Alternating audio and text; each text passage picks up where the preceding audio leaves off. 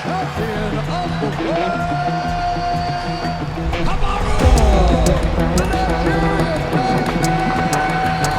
I'm the most dominant and most well-rounded welterweight on the planet. Nobody can stop me.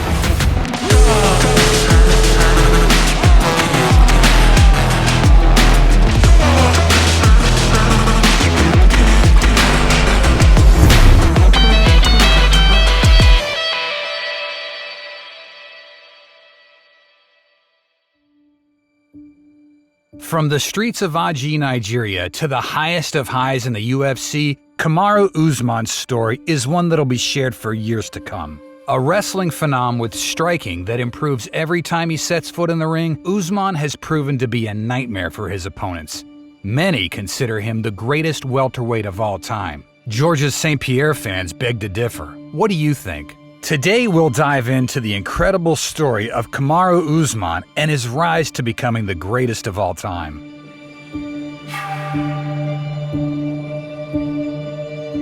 Born in Aji, a small town in the Edo state of Nigeria in 1987, Kamaru Usman comes from a humble background, with his father being a former member of the Nigerian army and his mother having worked as a teacher to make ends meet during the UFC legend's younger years. While Usman was still young, his father, Muhammad Nasiru Usman, quit the army and left for the United States in pursuit of greener pastures and started working as a pharmacist. My father was already here, working, trying to eventually bring us all over.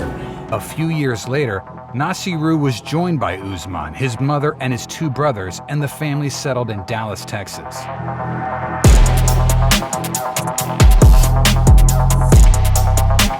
Usman has a keen interest in sports and began wrestling at Bowie High School in Arlington as a sophomore. His wrestling repertoire was evident in his teenage years, thanks to his incredible amateur record of 53 wins and 3 losses.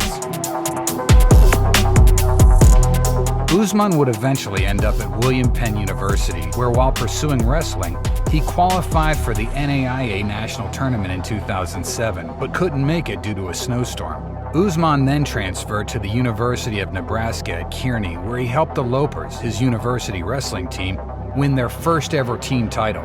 Back then, everyone knew Usman as Marty from Nebraska, and MMA fans know of his nickname thanks to his backstage altercation with Ben Askren. Me and Marty sit next to each other? Marty, do you know me? Yes. How do you know me? I know you because we used to hang out. Although Usman doesn't like to be referred to as Marty from Nebraska, he credits his time spent at UNK for turning him into the phenomenal fighter that he is today. Hearing the name of this kid, this Marty from Nebraska, he started hearing that. That's a dude from Nebraska that's killing dudes, that's tearing dudes up on the wrestling mat. After winning the NCAA Division II championship in 2011, Usman joined the U.S. Olympic Training Center in hopes of making it to the 2012 team, but after failing to make the cut, the Nigerian transitioned into mixed martial arts. Kamaru Usman made his MMA debut in 2012, finishing his opponent in the first round.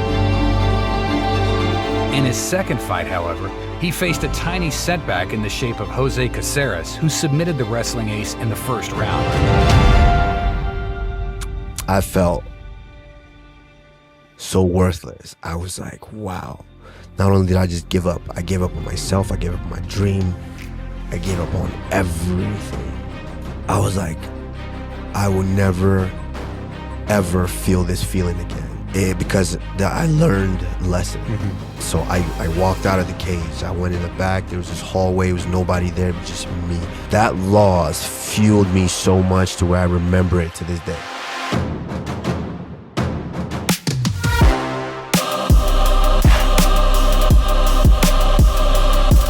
After losing his second MMA fight, Usman bounced back with 4 consecutive wins and was picked to compete on the Ultimate Fighter Season 21. Usman faced Michael Graves in the welterweight tournament quarterfinal and won by a majority decision in an intriguing clash of styles. In the semifinal, the Nigerian faced Steve Carl and defeated him by unanimous decision to qualify for the final. His first couple of fights on the TUF 21 were exhibition bouts, but his fight against Haider Hassan in the season finale was his 7th professional fight, which he won by submission in the second round to win the TUF 21 welterweight tournament and make his dream of joining the UFC come true.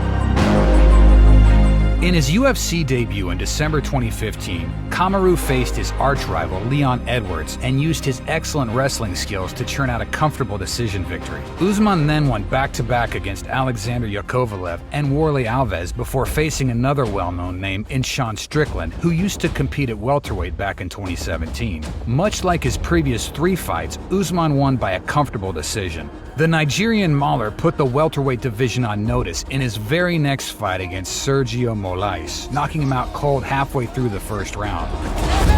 After his highlight reel knockout win against Moraes, Usman fought 3 more times, most notably against Rafael Dos Anjos and Damian Maia before earning his shot at the welterweight title against the then-champion Tyron Woodley, who at that time was the force to be reckoned with in the division. Now I get to go out there and really show the world what I've been working hard for. You talking back to your mentor right now. Don't matter. Everybody that said that before, they ate the canvas. He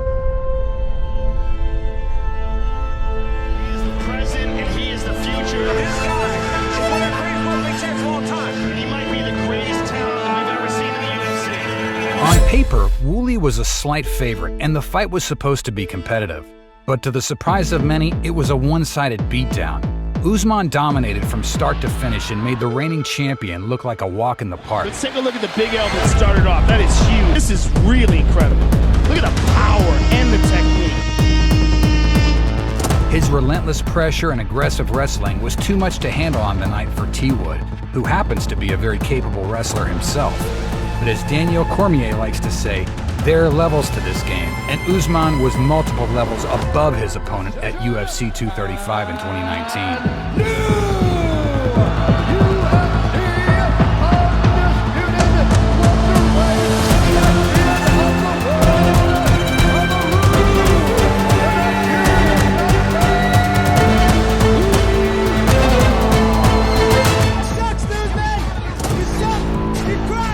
After a comfortable win, Usman faced his toughest test in the UFC in Colby Covington.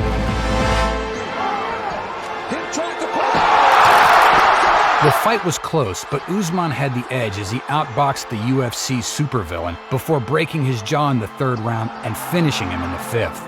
The fight was an all-out striking battle between 2 of the best wrestlers in their division, and the Nigerian Nightmare managed to handle the chaos like a champion. That is how you finish a fight.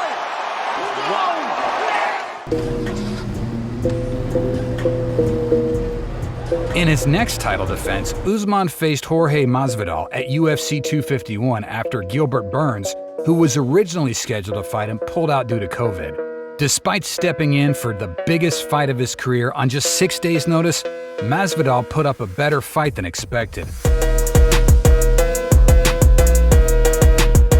Ultimately, 6 days were never enough for Gamebred to fight Usman, who won by a comfortable decision.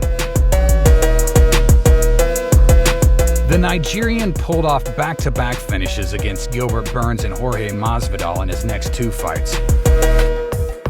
Burns had him rocked in the 1st round of their fight at UFC 258, but as soon as Usman found his rhythm, the Brazilian struggled and eventually lost by a technical knockout. Having given Usman a relatively tough fight on 6 days' notice, Masvidal called for a rematch, and he was fortunate enough to have his wish granted. You know, we got this little street thug. The only reason this man took the fight is because it was on 6 days' notice, and he had a built-in excuse. His luck ran out as soon as the cage closed at UFC 261, however, and he was knocked out in a brutal fashion in the 2nd round.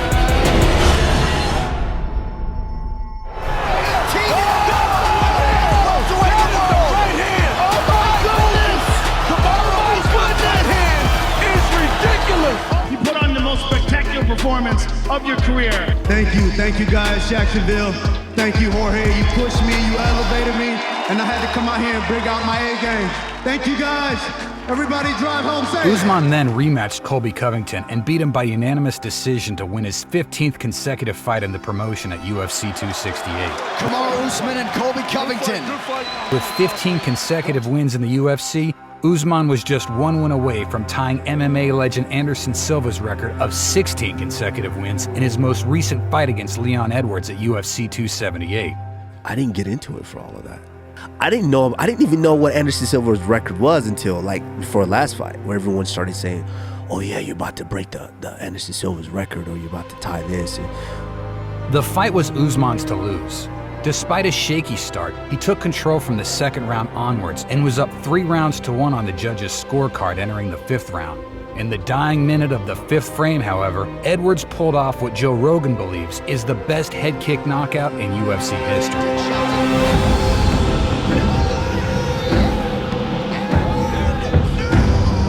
Edwards is now the champion of the UFC welterweight division, but he doesn't get the respect he deserves because many fans believe his win was a fluke, and Usman is still the best welterweight on the planet.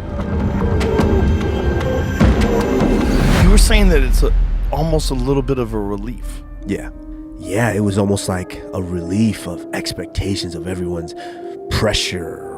Oh yeah, you're the GOAT this, you're the GOAT that. That's relative. It's hard to argue that situation because Georges St-Pierre was the greatest in his era.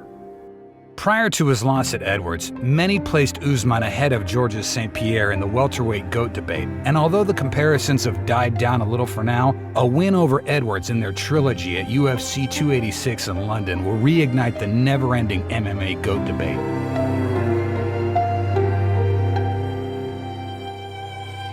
Georges St-Pierre suffered a couple of losses at the hands of Matt Brown and Matt Serra during his career at UFC, but he bounced back in spectacular fashion. Usman had his first in his most recent fight, and if he can bounce back in a convincing fashion as well, many think he'll surpass the French-Canadian superstar because he's fought better competition.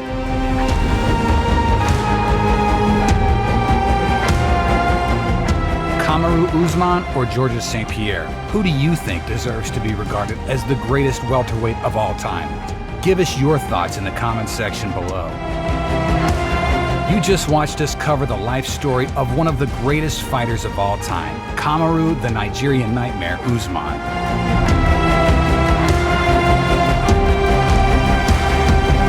Kamaru Usman! Anybody in that welterweight division that think they want this, you know you don't, because I'm a problem. If you liked our video, show us some love by subscribing to our channel and hitting the little bell icon next to it so you get notified the next time we upload one.